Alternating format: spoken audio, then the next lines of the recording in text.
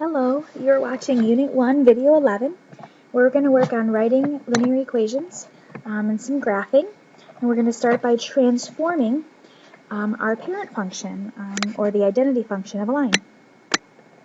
So you had seen in a previous lesson that if you have y equals x as our identity function, and then with direct variation, we chose to put a coefficient on x, which changed our slope. So it can also be written y equals mx. And I'm going to change it a little bit here because I'm going to ask us to use f of x equals x as function notation. Or we can also use f of x equals mx. So we're going to involve some different slopes other than 1 here. So I'm going to start with a couple examples, and I'm going to ask you to do a little bit of predicting. And we're going to start with a function f of x equals 2x. Okay, so let's go ahead and graph that.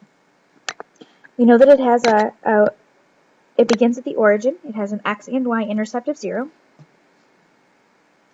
And get some points on there. I'm going to go in both directions, so I've got a few points to demonstrate what it looks like. I'll draw them connected. So if you need to pause at any time because I've got my graph already drawn, go ahead and do that. And now what we're going to do is we're going to take that function and we're going to shift it. And the way we're going to shift it is I'm going to create a vertical shift by adding to or subtracting from the parent function. So I'm going to take this f of x and I'm going to add 3. Okay? And so I get a new function, and because it's changed, it's no longer f of x because I've added to it. I'm going to call it g. And this is going to be written if f of x plus 3, so I'm going to get 2x plus 3. It's the new function that I've created. So g of x. Let's go ahead and graph g of x. I added 3 to this function. F of x plus 3 gives me g of x. So that's going to shift this up 3. So I'm going to take each of my points on f of x. Okay, if f of x is my y value, this is my y value plus 3. And even in a table form, I would see I'm adding to all of my y values 3. This shifts up. Whoa, go back, sorry. This shifts up 3 spaces. Maintains the same slope. 1, 2, and we end up with this line. All right, so let's start again then. And I'm going to say let's begin again with the same function, f of x equals 2x. But this time I'd like us to take f of x. And we're going to take every y value, and I want you to take these y values, and I want you to subtract 4. So when I'm going to graph this, I'm going to switch colors so we can see it. And this is going to be my new function. Let's call it h, just a different letter so we can identify it. So I talk about f being my red line through 0, 0.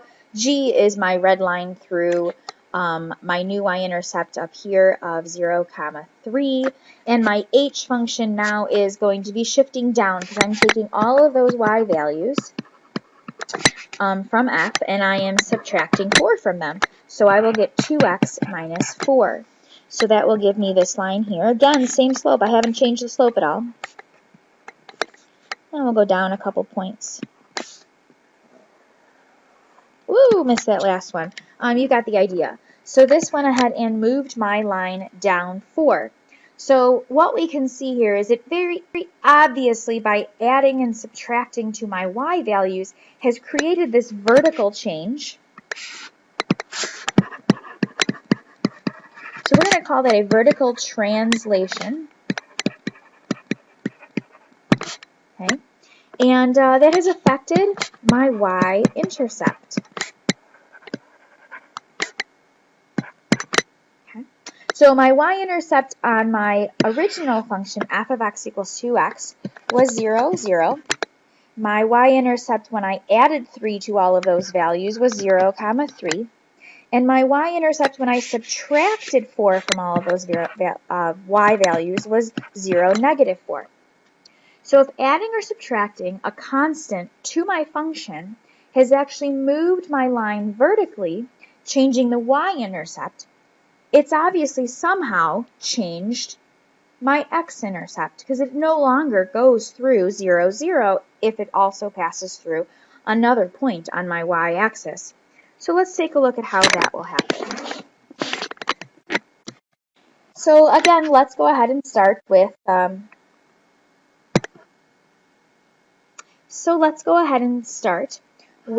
another function. Let's go back to identity function and look at this in a little more simple way. We've got f of x equals x. And this time I'm going to take f of x, and I'd like us to add, oops, not equals, add 3. Okay, we're going to add 3 to it. Giving me, we'll start over with g since we're on a new graph. This is going to give me x plus 3. So we can probably make a good guess that my new y-intercept is 0, 3 because it seemed to work in the last, and I'm adding 3 to every one of my y values. How is this going to affect my x-intercept? Let's take a look. I'm going to graph up here. My slope is now 1. Be careful, we have the slope of 2 on the last view. And I can see that when I shifted vertically up 3 with all of my y values, it actually shifted left with my x-intercept, which is now 0, -3. Grab a new pen color. Let's take a look at another one. So what if we begin again with f of x equals x, and I take f of x and I subtract 5. And we'll use h again. And we end up with x minus 5. So we've probably made the assumption that our y-intercept is going to be 0, -5. And I'll move down 5.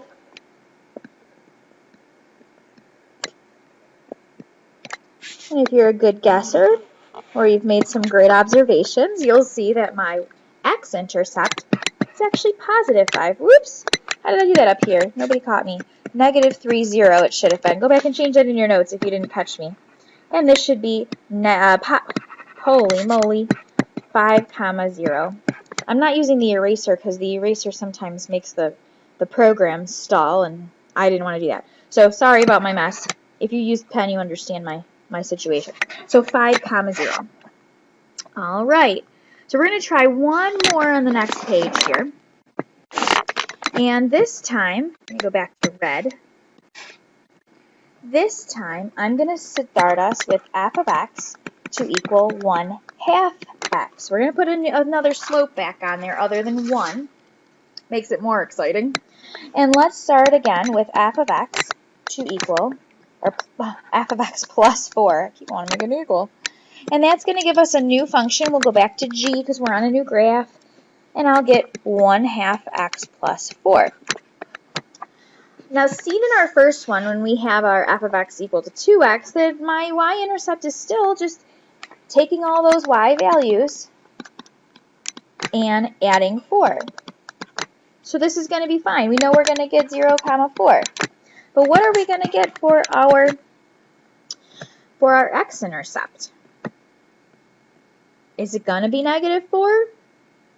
Is it going to be something different? Well, let's take a look.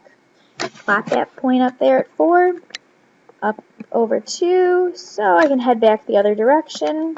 My slope looks like I'm going way past 4. Looks like I'm hitting -8.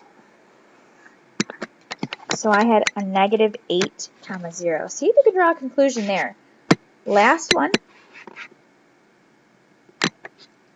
Start again with f of x equals 1/2 x.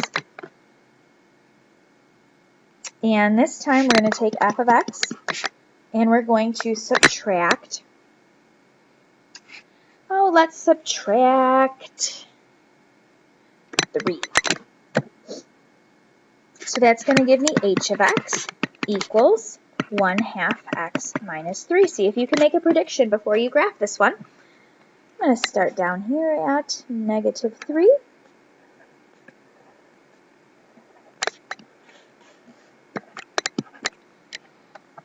So I had a y-intercept of -3 and an x-intercept of, that's right, 6, 0. See if you can draw any conclusions about that. and why it happens to work out that way.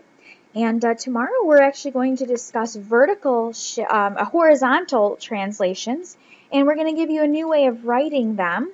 So what if we only give you the horizontal translation or only the vertical translation, and how we can write equations of lines in different ways. So go ahead then and go to the next screen, and I'd like you to try these problems tonight, and if you have any questions, please bring them to class tomorrow. Go ahead and pause that if you need to.